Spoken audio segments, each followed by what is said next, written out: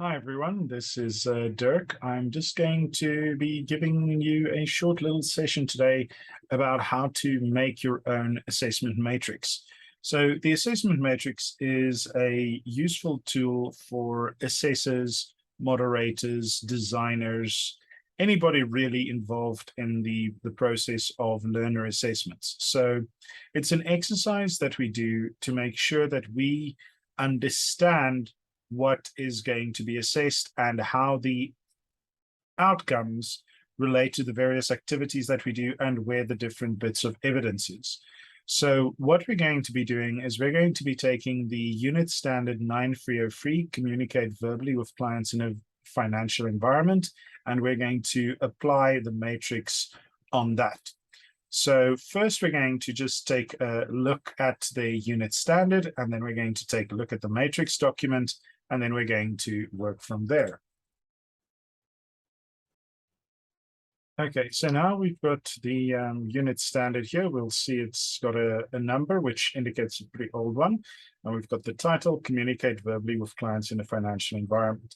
Now, just from that title, we know that this unit standard is going to be one that is very heavily relying on observations.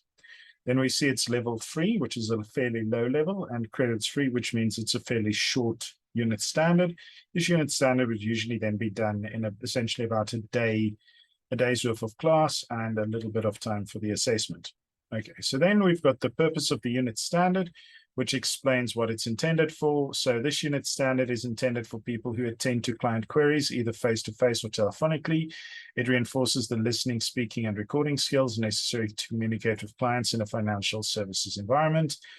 A learner who qualifies for this is capable of listening for information in a verbal communication, using plain language in verbal communication, capturing information from a verbal communication, and providing information in response to a verbal communication. Okay, then this unit standard has got specific outcomes. It's got specific outcome 1, listen for information in a verbal communication. This has got 5 assessment criteria. Now, remember, the assessment criteria is what we actually assess, and it forms part of the specific outcome. Then we've got specific outcome 2 with its 4 assessment criteria. Then we've got specific outcome 3 with its 5 assessment criteria. And we've got specific outcome 4 with only 2 assessment criteria. Then we've got 4 CCFOs, identifying, collecting, communicating, and demonstrating. And this unit standard then doesn't have any essential embedded knowledge. Okay, so in a moment, we're now then going to go and take a look at the matrix.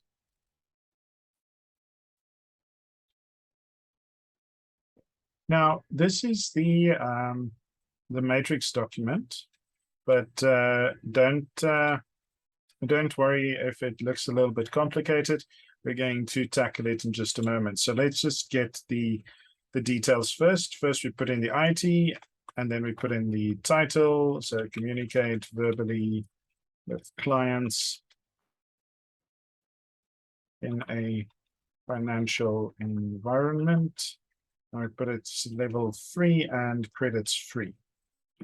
Then the next thing that we're going to do is we're going to put in the specific outcomes and the assessment criteria, and then the CCFOs and the EECs. So I'm just quickly going to do that now. Okay, so now what I've done here is I have just gone. Oh, sorry about that. I've just gone and I've created the structure of the unit standard on this assessment matrix. So we can see we've got 4 specific outcome. We've got no essential embedded knowledge. We've got 4 assessment criteria. And then we've got a total of, we've got 4 specific outcomes. And these specific outcomes are then have a combined total of 16 assessment criteria. Then what we've got over here is I'm just going to quickly highlight just kind of each of the areas in which those particular areas flow. Then what we're first going to do is we are going to just determine whether this is a formative, summative, or diagnostic assessment.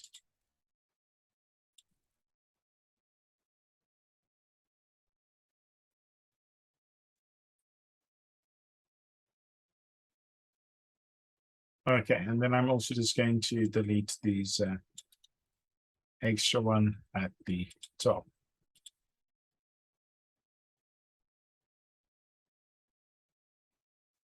Okay.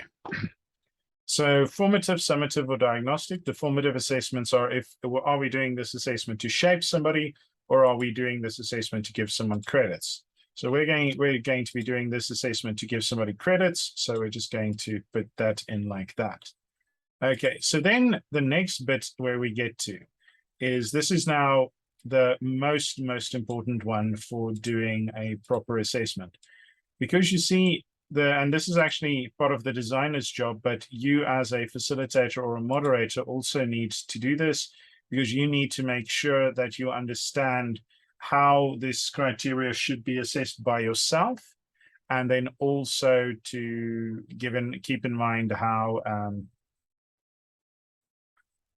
the designer does, because maybe you and the designer have different opinions. Okay, so yeah, so let's now take a look at the unit standard, and then we're just going to talk our way through the unit standard and come up with the method for each one. And then I will also just be explaining.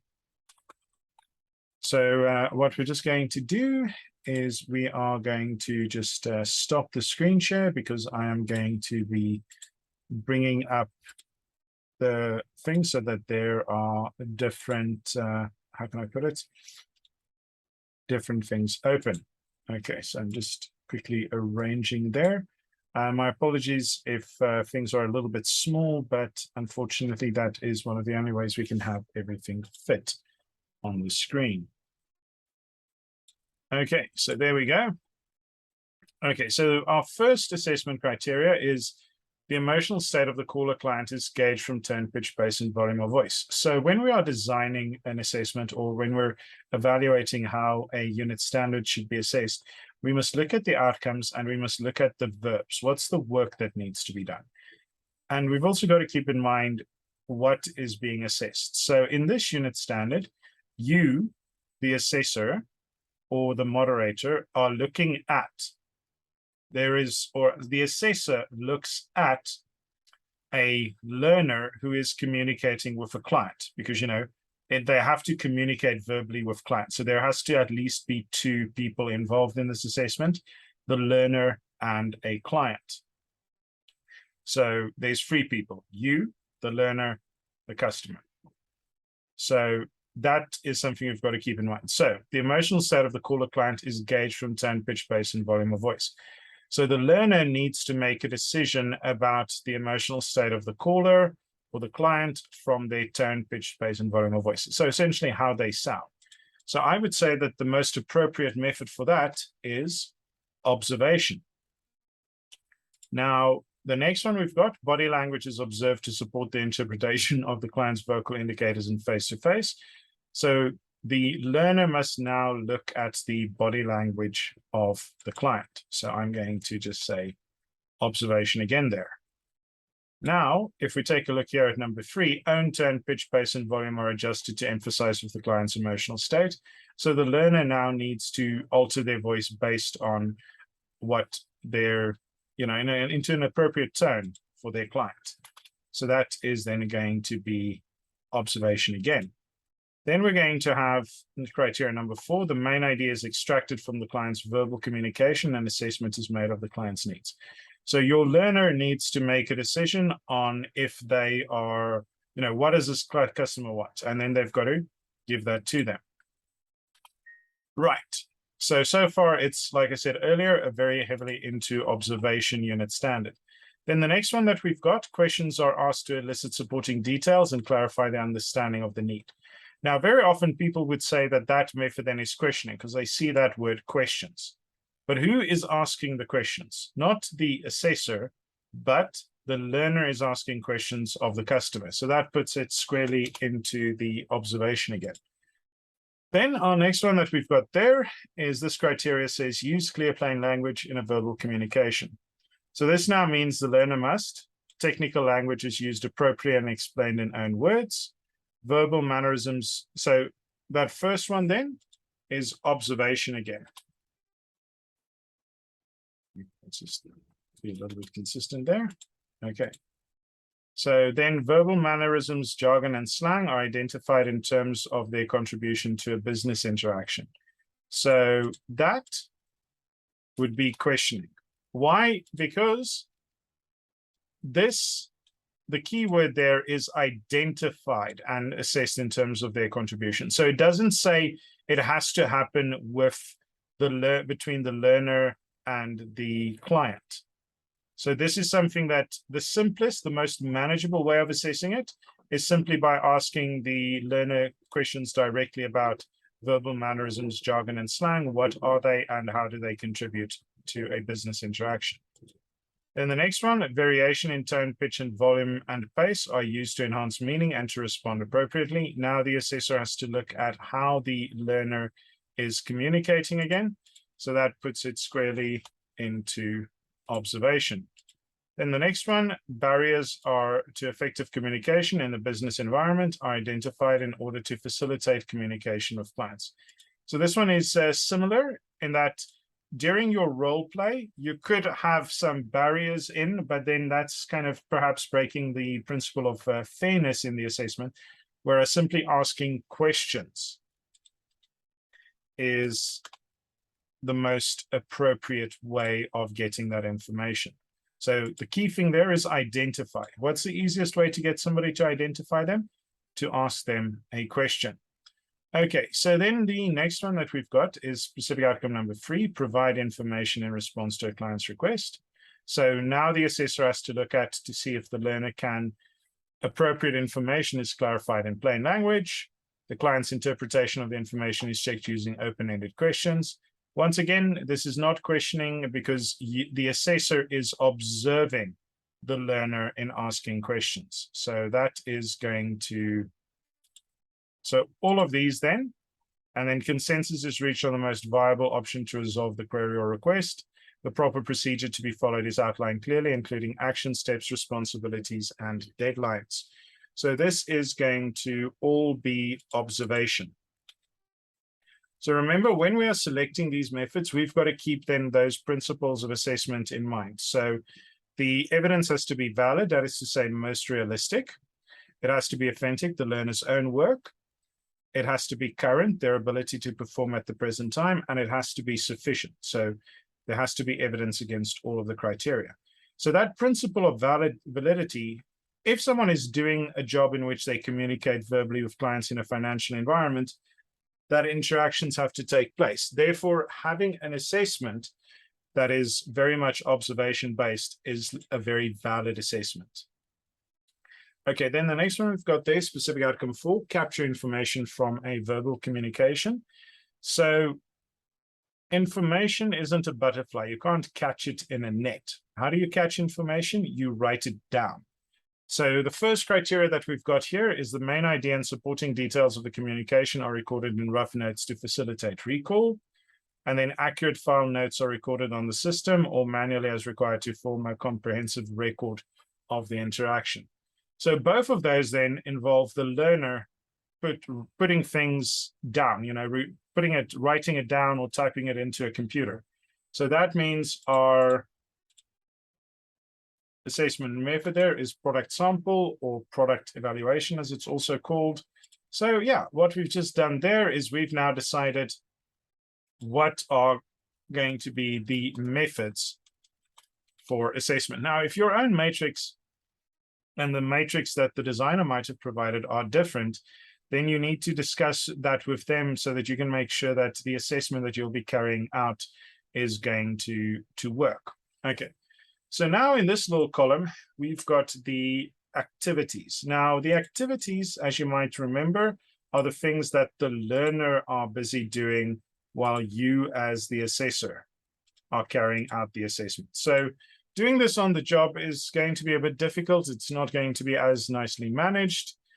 Doing this in a place that looks like a bank is also not entirely necessary. So I would say for almost all of these criteria, it is going to be a role play, except for these two criteria where we've selected questioning as it. And there I've decided to put in oral interviews. Why? Because the learner is being assessed on their ability to communicate verbally. So assessing them on their ability to, answer the questions verbally is not unfair or problematic in another way. Okay, so then we come to the evidence types, the direct, the indirect, and the historical. So direct evidence is evidence that comes from the learner. Indirect is evidence from somebody else about the learner. And historical evidence is evidence that that goes back quite some time and which might no longer be current. In this case, though, all of the evidence that we're going to have in this assessment is direct. Of course, RPL assessments are often going to have indirect and historical assessments, but your ordinary assessments are going to largely be direct. Okay, so now what we're going to do is essentially most of these criteria that we've got here are practical. What we also have is the two places where we've got questions that are foundational, and then the reflexive one is a little bit different because the reflexive one is going to require that the person makes decisions and they use their practical abilities and their knowledge. Okay, so I would say that number 1 and number 2 are reflexive because they would have to determine what the person's body language is. And then at number 3, they also have to be able to react in the correct way. Okay, and then specific outcome 3, assessment criteria 3, a range of relevant options is described and explained to the client in order to agree on a plan of action. So that is going to be also reflexive. So that is 3.3. Because you've got to think deeper. This is what they've brought up as a problem, and this is how one would solve that. Okay, so we're almost done with this matrix. We just have one more thing left to do. And for that, one thing we've got to do is we now have to integrate our critical cross-field outcomes with some of our assessment criteria. Otherwise, we would need to assess these critical cross-field outcomes as a separate field. So what we're now going to do is we're going to take a look at our CCFOs. Our first CCFO, number 1 here, says identify and solve problems in which responses show that responsible decisions using critical and creative thinking have been made in responding to clients' requests and queries. So where is this person, this learner, responding to the client's request? So I would say that at number 3 there, where they're adjusting their own tone, pitch, pace, and volume.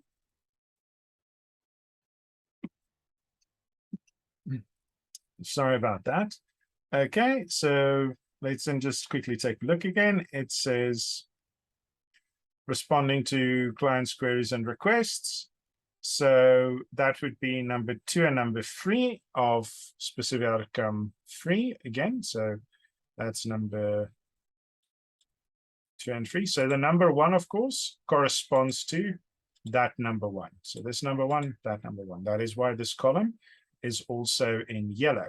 Okay, so we've now decided where that fits in. So let's take a look at criteria number 2. It says collecting. So collect, organize, and critically evaluate information by listening to and assessing the client's emotional state and needs. Okay, so that is going to be for criteria number 1, assessment criteria number 1, and assessment criteria number 2. Then here we've got unit standard CFO communicating, communicate effectively, verbally, and responding to a client's query in plain language, and then communicate in writing by recording the interaction on the system to create a comprehensive record. Okay, so we know that for number 4, criteria number 4, that is where the person has to write notes. So that is CCFO communicating. But then we also have the responding to a client's query in plain language.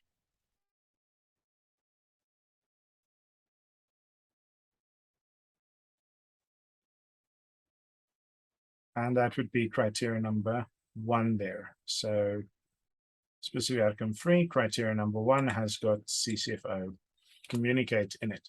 So we don't want to fit the CCFOs in everywhere they could possibly go. We would just want to fit these CCFOs into the place where they fit best. Okay, so then what we've got is we've got our last CCFO. Our last CCFO is demonstrating. So there we're going to look at you should be culturally and aesthetically sensitive across a range of social contexts in assessing the client's emotional state and responding accordingly. So that is going to be here at number 2, or number 1, number 2, number 3,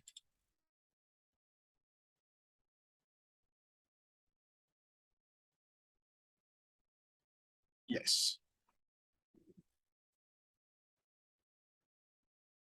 Okay, so what we've now done here is we've come up with an assessment matrix.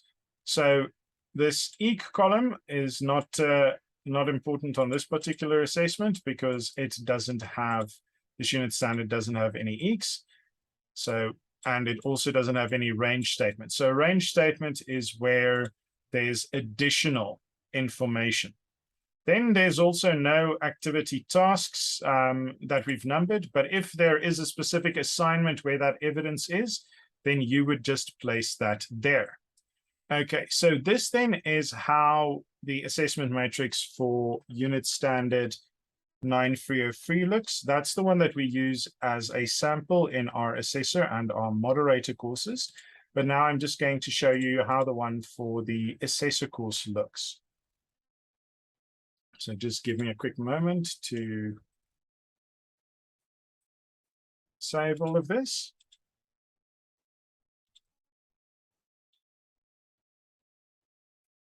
Okay, so this next one that I'm going to show you is one that looks much more complicated because this is the assessment matrix for the assessor unit standard. So this tells a learner how I'm going to assess them. So in the assessor unit standard, we've got 7 CCFOs, we've got 8 essentially embedded knowledge points, and here we can see we've got 1, 2, 3, 4, 5 specific outcomes for a total of 27 different assessment criteria. Then over here, I've linked the different CCFOs and the different EECs together. Over here, you'll see this column of the range statement shows where there are range statements. The number 1 shows that there's a unit standard range, which affects everything in the unit standard. The number 3 represents an assessment criteria range, which only affects that particular assessment criteria. And then you also get outcome ranges. Now, an outcome range affects all of the outcomes within that specific, all of the assessment criteria within that specific outcome. So that's why you see there is a number 2. Then this activity task number shows where in my paper portfolio all of the evidence for that particular activities are found. We see that it's all summative assessments. Then we see that the first 5 assessment criteria are questioning, which show up in the workbook. Then we've got observation for our practical assessments, the plan and the prepare, the conduct, the feedback. But we don't have observation for the review because there is nothing that, there's no interaction between the candidate assessor and the learner.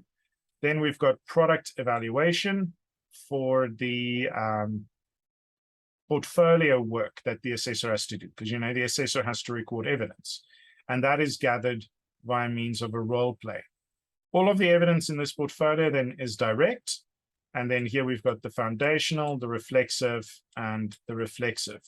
So this then is just a very short video about what the matrix looks like and how to do a matrix.